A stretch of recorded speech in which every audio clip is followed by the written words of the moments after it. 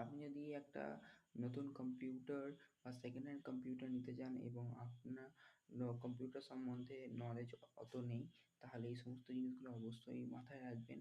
১ম যেটা সেটা হলো কম্পিউটারের প্রসেসর। কম্পিউটারের প্রসেসরের বিটসটা অবশ্যই দেখবেন ৬৪ বিটসের প্রসেসরটা বিশেষভাবে প্রেফারেবল।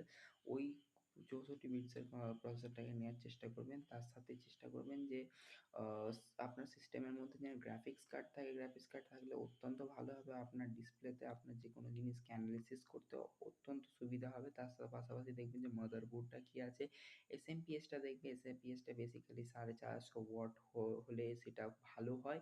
তার সাথে দেখবেন যে হচ্ছে মনিটর আ যেন আ কি কিরকম কোয়ালিটির এইচডি, ওলেড না অ্যামোলেড সেটা চেক করে নেবেন। তার সাথে চেক করবেন যে আপনার অপারেটিং সিস্টেমটা কি আছে। ধন্যবাদ।